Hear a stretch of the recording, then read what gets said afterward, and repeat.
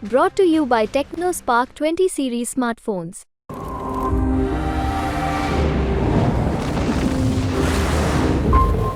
धराशायी हो गए। मैं भजनलाल शर्मा से इस्तीफे की मांग करता हूँ कि अगर जरा सी भी मुख्यमंत्री के अंदर जरा सी भी नैतिकता है तो तुरंत उनको इस्तीफा देना चाहिए। बहुत बड़ी हार है ये, अपना आप ही हार स्वीकार करके रिजाइन दे देना चाहिए। किरोड़ी जी ने तो शायद इस्तीफे की पेशकश भी कर दी है और उन्होंने पहले घोषणा भी कर दी थी। उन्होंने दे दिया। परेशान हो रहे थे, दम घुट रहा था उनका। उनको जो मंत्रिमंडल की शपथ ही नहीं लेनी चाहिए थी। मैं तो उनके साथ रहा हूँ लंबे समय तक। मेरे कुर्ता तो बना दिया, पजामा नहीं बनाया। मतलब कुर्ता पजामा जो होता है ना दोनों, कि मुझे कुर्ता पहना दिया, पजामा नहीं पहना। वो खुद कई बार कहते हैं भाई एक डिपार्टमेंट दिया उसका आधा किसी और को दे दिया। तो और देखिए उनको इस्तीफा शायद आज दे दिया होगा, उनको दे देंगे। मैं बात करूँगा उनको आज ही कि भाई दे देने कि वचन आदमी का खाली नहीं जाना चाहिए। ये जो परिपाटी है ना कि भाई अपना आप वोट देंगे, घमंड अभिमान मोदी अमित शाह का चकना चूर कर दिया। कितनी प्रधानमंत्री ने रैलियां करी, कितनी चाय पी, मैं मोदी, मेरी गारंटी, मोदी की गारंटी, बीजेपी से ऊपर चढ़ गए। मुझे लग रहा है कि आने वाले समय मोदी जी को बीजेपी खुद ही फ्री कर देगी, मुझे ऐसा लग रहा है। ज्योति मिर्धा कोई मुद्दा नहीं है। ये लड़ाई तो मोदी अमित शाह और भजनलाल से थी। ज्योति मिर्धा क्या है मुद्दा? ज्योति मिर्धा को अगर मेरी तरफ पार्टी बना के लड़ना पड़े या निर्दलीय लड़े तो उसके 5,000 वोट नहीं है नागौर के अंदर। वो तो सिंबल का वोट है, वो तो कांग्रेस सिंबल, बीजेपी का सिंबल। हमारे साथ है नागौर के नवनिर्वाचित सांसद हनुमान बेनीवाल, जिन्होंने भारतीय जनता पार्टी के साथ गठबंधन करके भी जीत हासिल की और कांग्रेस के साथ गठबंधन करके भी जीत हासिल की और लगातार ज्योति मिर्धा के हारने में अहम भूमिका तीसरी बार निभाई है। 2 बार इन्होंने खुद ने हराया और 1 बार उनको हराने में इनकी अहम भूमिका रही थी। सबसे पहले तो जीत की बधाई। और क्या प्रतिक्रिया, पहली प्रतिक्रिया क्या देना चाहेंगे? देखिए, धन्यवाद नागौर की जनता को, सर्व समाज को, नौजवानों को, किसानों को और विशेषकर मुस्लिम मतदाताओं को, जिन्होंने 100% वोट पोल किया। जो वोट देने गया वो आरएलपी को और हनुमान बेनीवाल को वोट दे के आया। ये जीत नागौर के सर्व समाज को, नागौर जिले को समर्पित। 5 साल जिस तरह मैंने मेहनत की, नागौर को विकास के नए आयाम दिए और किसान आंदोलन में मोदी की सत्ता को ठोकर मार के किसानों के लिए सड़क पर आया। अग्निवीर योजना का विरोध अगर देश में किसी सांसद ने किया तो नागौर के सांसद ने किया। पहलवान बेटियों को न्याय दिलाने के लिए बड़ी लड़ाई लड़ी और बढ़ती महंगाई से लेकर तमाम वो मुद्दे, चाहे दिल्ली की सरकार थी उसके खिलाफ भी लड़ रहा था, स्टेट गवर्नमेंट के खिलाफ भी सड़कों पर मैं हमेशा लड़ता हुआ। चाहे बजरी का आंदोलन हो, चाहे पेपर लीक की घटनाएं, हमेशा आपने मुझे लड़ते हुए देखा, हर मोड़ पे, हर जगह। और इस बार जो अलायंस हमारा हुआ, उस अलायंस होते ही मैंने पहले ही बता दिया था कि अच्छी स्थिति के अंदर हम लोग रहेंगे। कुछ अलायंस थोड़ा लेट हुआ। अगर ये 5-7 दिन पहले हो जाता तो हम बीकानेर, जोधपुर ग्रामीण, यानी आपकी जोधपुर सीट, 3-4 सीट हम और ले आते आराम से। कुछ रैलियाँ हम लोग करते, निश्चित रूप से बहुत बड़ा उबाल वहाँ पे आता।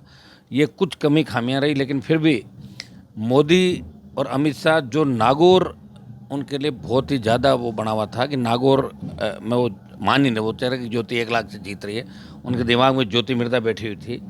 देखिए, ज्योति के 2 रूप है। हरियाणा के अंदर तो कांग्रेस पार्टी को सपोर्ट कर रही है, भूपेंद्र हुड्डा, दीपेंद्र हुड्डा, और यहाँ वो सारे ज्योति की मदद कर रहे थे। अब चुनाव के बाद वो वहाँ उनकी मदद करने हरियाणा चली गई, ईडी के डर से, सीबीआई के जो रिचपाल जी के मामले थे उनके डर से, और यहाँ जनता को बरगलाया। दुर्भाग्य इस बात का है कि 5 लाख से ज़्यादा लोग आज भी उसके साथ खड़े हैं। तो इसका आप अंदाज़ लगा सकते हो कि अभी भी जागरूकता नागौर के अंदर नहीं आई। लेकिन फिर भी प्रयास जो हमने 20-25 साल के अंदर किया, उसका परिणाम ये निकला कि अब नागौर आज़ाद हो गया। अब जो कुचरा के अंदर इनका अंतिम इनकी जो पंचायत इनके पास बची है, वो भी मेरे हिसाब से इस बार इनको घर बिठा देंगे। आपने सारे इस चुनाव के अंदर जो जीत का आंकड़ा हम सोच रहे थे कि 1 लाख से पार हमारी जीत होगी, लेकिन बल्ले का जो चुनाव चिन्ह था, षड्यंत्रपूर्वक बल्ला लेके आई ज्योति मिर्धा। बल्ले वाला ब्लैक मेलर पहले विधानसभा चुनाव में क्यों सिर्फ चुनाव लड़ा था, वहाँ भी 5,000 वोट खराब कर गया। और यहाँ से 20 से 25,000 वोट बल्ले ने ले लिए, तो सीधे सीधे बोतल के वोट थे। 30,000 वोट आप बताएं। और कुछ सत्ता का जो दुरुपयोग था, जिस तरह नागौर के अंदर एसपी को इसी शर्त पर लगाया, नागौर के अंदर आचार संहिता की धज्जियाँ बीजेपी के लोगों ने उड़ाई, हमारे कार्यकर्ताओं को परेशान किया, तंग किया, लेकिन फिर भी डटे रहे, हिम्मत रखी इन लोगों ने और बहुत बड़े मार्जिन से। जब राजस्थान के अंदर आप देखिए, जैसे अलायंस हुआ, इंडिया अलायंस, आरएलपी कांग्रेस का, अपना आप देखिए जीत के सारे आंकड़े कम हो गए। पिछली बार जिस तरह बीजेपी ने बड़ी जीत हासिल की थी, हवा में जिस तरह उड़े थे, वो धराशायी हो गए। और मोदी की चुनौती लोकसभा के अंदर, मैंने आपको पता हो तो आपने स्पीच सुने होंगे, मैंने कहा आ जाना राजस्थान, अब की बार दिखा देना 25 लेके। तो धराशायी कर दिया इन लोगों को। जो जयपुर ग्रामीण की सीट है वहाँ ज़बरदस्त उसको हराया जा रहा है हमारे अलायंस के प्रत्याशी को। तो मैं वहाँ भी अभी बात सीओ से मैंने करी, आवश्यकता पड़ी तो हम खुद भी वहाँ जाएंगे, सारी टीम वहाँ जाएगी, अन्याय नहीं होने देंगे। सही चीज़ जनता के सामने होनी चाहिए। तो लोकतंत्र है और लोकतंत्र के अंदर चाहे 1 वोट से जीते या 1 लाख से जीत होती है। मैं तमाम राजस्थान के नौजवानों का, किसानों का, सबको धन्यवाद दूंगा जिन्होंने किसी न किसी रूप में मेरी मदद करी, चाहे सोशल मीडिया के माध्यम से, चाहे टेलीफोन के माध्यम से, चाहे व्यक्तिगत रूप से उपस्थित होकर या दूसरी तरह की बोलाउन देके, और उन तमाम समाजों को जिन्होंने चुनाव के अंदर मेरा साथ दिया। और मैं विश्वास दिलाता हूँ कि 5 साल के अंदर जो काम मैं पूरे नहीं करा सका, नागौर को स्मार्ट सिटी, डीडवाना, कुचामन, आपका ये मकराना, इसको स्मार्ट सिटी बनाने का, मकराना का हमारा मार्बल का उद्योग कैसे आगे बढ़े, नावा का नमक उद्योग कैसे आगे बढ़े, नागौर में विकास के नए आयाम मिले नागौर को, आरओबी, आरयूबी, फ्लाईओवर और जितने भी रेलवे स्टेशन हैं, नई रेल लाइनों का सर्वे करवा के नई रेल लाइनें लाना।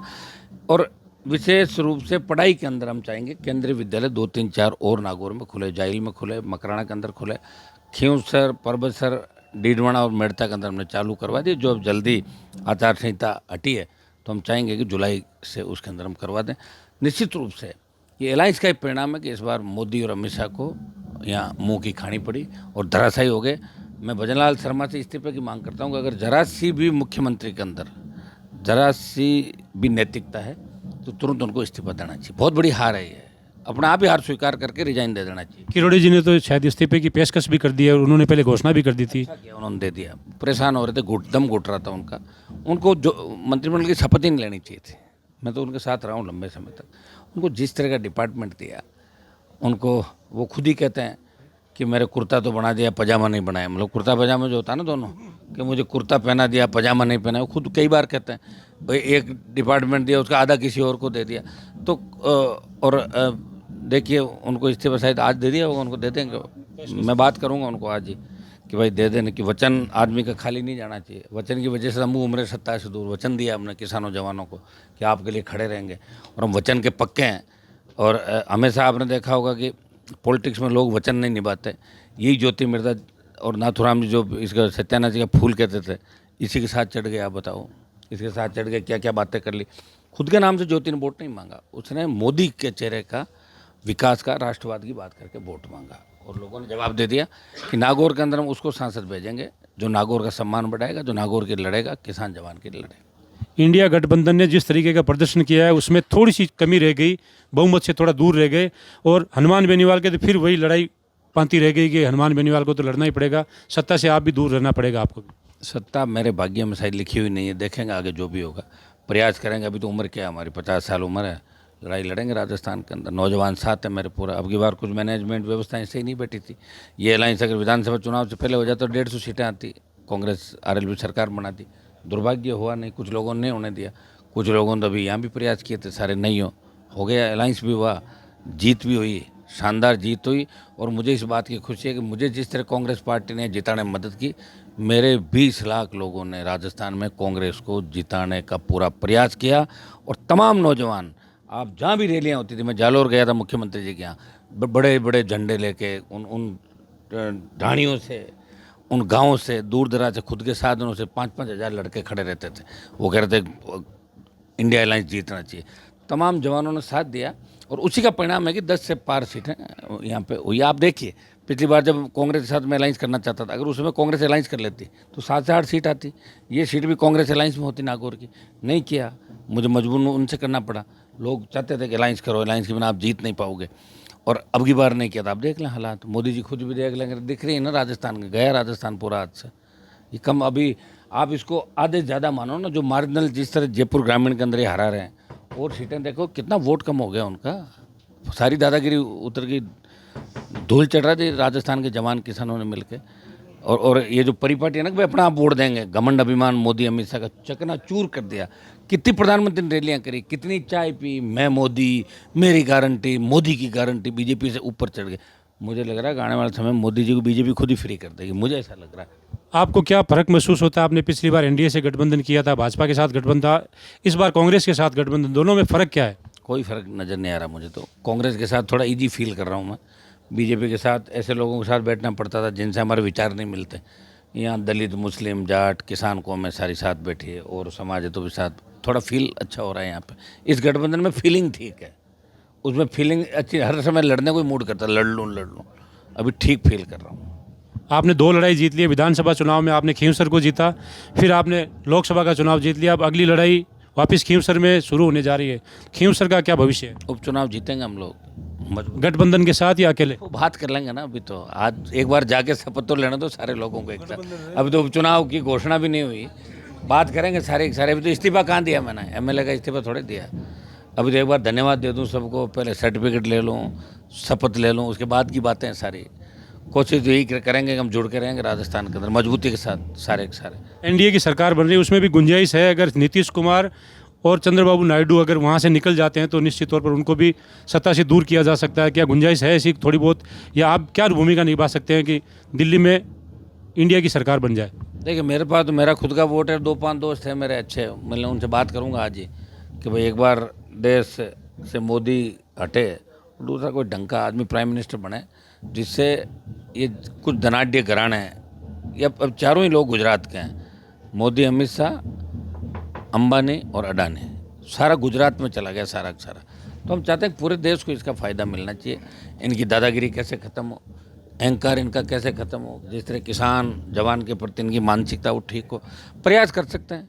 मेरा प्रयास तो रहेगा कि इंडिया अलायंस की सरकार कैसे बने, और बनानी भी चाहिए। इंडिया अलायंस के नेताओं से भी मैं आह्वान करूंगा कि एक बार आप लोग बैठ के तय करें, अगर बीजेपी के खिलाफ सरकार बननी तो सारे कदम उठाने चाहिए, सारे कदम उठा के, और इस बार इनको घर, एनडीए को घर बिठाना चाहिए।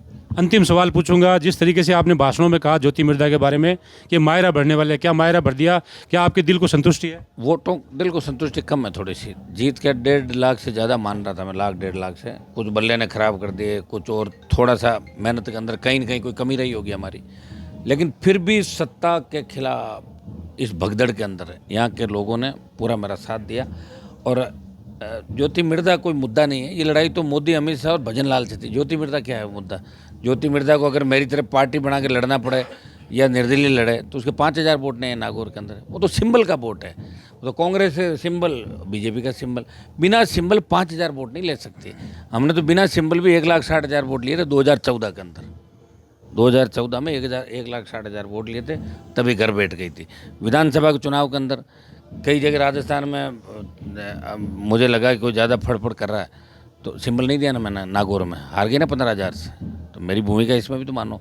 और ये आप क्यों कह रहे हो 3 बार, 4 बार मानो ना, 4 बार हार गई, 3 लोकसभा और 1 विधानसभा। अगर जरा सा भी उनके अंदर नैतिकता है तो उनको मुड़ के इधर आना ही नहीं थी। वैसे भी इनका घर भर नहीं है यहाँ पे, घर तो ले रखा है, लेकिन क्या विदाई अब तो निश्चित है क्या? सुनो, अब क्या पता खींवसर को उपचुनाव इधर तैयारी कर ले, पता थोड़ी चलता है इन लोगों का। इनको सत्ता के साथ चिपटे रहना है। अगर दिल्ली में मान लो इंडिया अलायंस सरकार बना लेता है तो इधर आ जाएगी वापस, बैठा दीपेंद्र हुड्डा, भूपेंद्र हुड्डा ले आएंगे इसको। हाँ तो उनके तो कांग्रेस का प्लेटफॉर्म, ये तो अब गए अलायंस करके, इसने तो पूरी यहाँ सौदे लगाए थे कि मैं कांग्रेस में अलायंस भी नहीं होने दूंगी। कई कांग्रेस के लोगों को पकड़ रखा था। गठबंधन में देरी भी आप कह रहे थे कि देरी भी इसकी बहुत बड़ी पकड़ है कांग्रेस पार्टी के अंदर। कांग्रेस पार्टी में बड़े बड़े नेता इसके हाजिरी देते हैं घर पर। तो प्रयास तो इसने किया था, लेकिन हमारे जाकिर साहब बैठे हैं, हमारे भाई यहाँ के सारे एमएलए जो थे, उन लोगों के सबके प्रयास रहे। और फिर कांग्रेस का आला कमान ये चाह रहा था कि कैसे न कैसे करके राजस्थान में हराएं बीजेपी को। तो उनकी सोच ठीक थी, अलायंस हो गया। मुख्य भूमिका अलायंस के अंदर पूर्व मुख्यमंत्री अशोक गहलोत और यहाँ की जो सारी टीम थी, इन्होंने महत्वपूर्ण भूमिका निभाई और अलायंस हुआ। और ये अलायंस अगर नहीं होता तो अभी जो रिजल्ट देख रहे हो ना, ऐसे रिजल्ट भी राजस्थान में नहीं मिलते। कोई 3-3 लाख से नहीं जीते हैं। आप देखिए जीत 25,000, 35,000, 40,000, 50,000 इतनी जीत हुई है।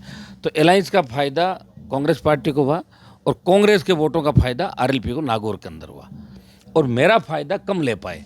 अगर मुझे और ज़्यादा उड़ाते, मुझे और ज़्यादा बेचते तो बीकानेर की सीट भी आ जाती, जोधपुर ग्रामीण भी आ जाती, 3-4 सीट और आ जाती। लेकिन कांग्रेस पार्टी में 2-3 लोग ये सोच रहे थे कि हनुमान बेनीवाल ज़्यादा घूमेगा तो हो सके सीटें हैं तो उसके खाते में चली जाए। ये सोच की वजह से हम 11-10 पे रह गए, नहीं तो 18-19 पे जाती सीटें। नागौर की जो 8 विधानसभा सीट थी उसमें कुछ विधायक भी है, कुछ पूर्व विधायक प्रत्याशी भी है, उनके सबकी परफॉर्मेंस से आप संतुष्ट हैं? अभी ऐसा है कि सबने अपना प्रयास तो किया ही था।